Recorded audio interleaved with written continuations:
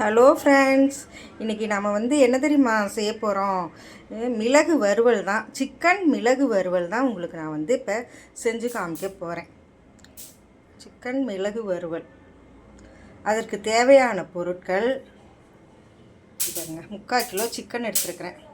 இந்த 3/4 kilo chicken நல்லா கழுவிட்டு மஞ்சத்தூள் போட்டு பெசரி வச்சுருக்கேன். மஞ்சத்தூள் போட்டு நம்ம பெசரி வச்சிட்டோம்னா அந்த கவுச்சி வாசனை போயிடும். அப்புறம் 3 மீடியம் சைஸ் வெங்காயம் நறுக்கி வச்சுருக்கிறேன். ஒரு பெரிய தக்காளி 1 நறுக்கி வச்சுருக்கேன். 2 பச்சை மிளகாய் நறுக்கி வச்சுருக்கிறேன். தாளிப்பதற்கு கருவேப்பிலை, கடைசியாக போட கொத்தமல்லி.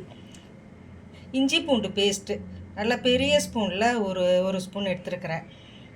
அடுத்ததாக குழம்பு மிளகாத்தூள் 2 ஸ்பூனு, கரம் மசாலா தூள் 1/2 ஸ்பூனு, வெறும் மிளகாத்தூள் 1 ஸ்பூனு எடுத்து வச்சுருக்கிறேன். தாளிப்பதற்கு இங்கே பாருங்கள், ஒரு பட்டை, சோம்பு, ஒரு அன்னாசிப்பூ, 2 கிராம்பு எடுத்து வச்சுருக்கிறேன். இதுதான் தாளிப்பதற்கு. இது அரைச்சி போட 1 ஸ்பூன் சோம்பு, 1 ஸ்பூன் சீரகம், 1 ஸ்பூன் மிளகு. இதுதான் அரைக்கிறதுக்கு. இதை அரைச்சிட்டு கடைசியாக கொஞ்சோண்டு பெப்பர் போட்டு இறக்கணும். இதுக்கு பேர் சிக்கன் பெப்பர் வறுவல் தான்.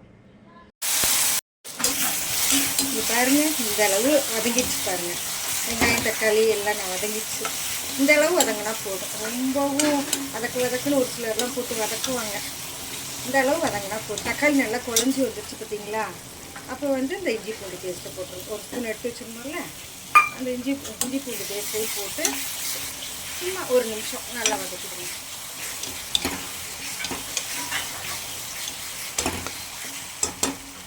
நல்லா வதக்கிட்டு சிக்கன் கழுவி வடிகட்டியில் போட்டு மஞ்சத்தூள் போட்டு வச்சுருக்கிறேன். இதில் மஞ்சத்தூள் போட்டதுனால நம்ம மஞ்சத்தூள் போட வேண்டாம். இதுலேயே நிறைய மஞ்சத்தூள் போட்டு தான் கவுச்சி வாசனை போகணுன்ட்டு பெசரி வச்சுருக்கேன். அதனால் மஞ்சத்தூள் போட வேண்டாம். இதிலே இருக்கவே போதும். இது வதங்கட்டும்.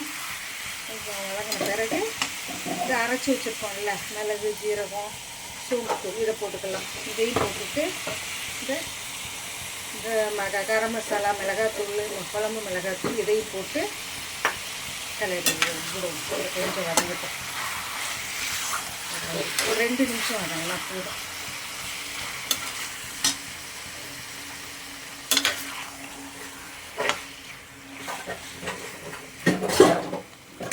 வதங்கிடுச்சா பாருங்க. மிளகாத்தூள் போட்டுட்டு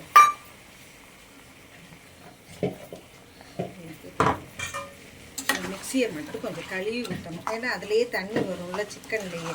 அதனால் நல்லா கிளறி கொடுத்துட்டு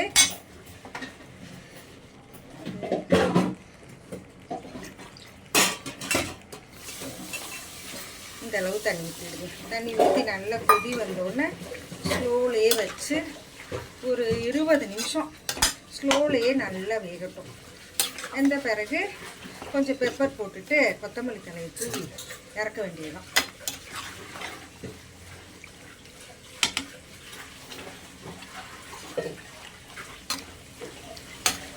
நல்லா கிளறி கொடுத்துட்டு தண்ணி ஊற்றியாச்சு. அதுலேயே தண்ணி விடும். அதனால் இந்த தண்ணியே போதும். மூடியை போட்டு கடைசியாக 20 நிமிஷம் ஸ்லோலேயே வச்சு வேக விடுங்க. அப்புறமேட்டு பெப்பர் கொஞ்சம் லாஸ்ட்டில் தூவிட்டு இந்த கொத்தமல்லியை தூவி இறக்க வேண்டியதுதான். நான் இறக்கும்போது உங்களுக்கு காமிக்கிறேன். சிக்கன் மிளகு வறுவல் ரெடி ஆகிடுச்சு பாருங்கள். இந்த அளவுக்கு எண்ணெய் பிரிஞ்சு நல்லா வெந்துடுச்சு. இப்போ நம்ம அம்மியிலேயே இடித்து வச்சுருக்கிறேன்.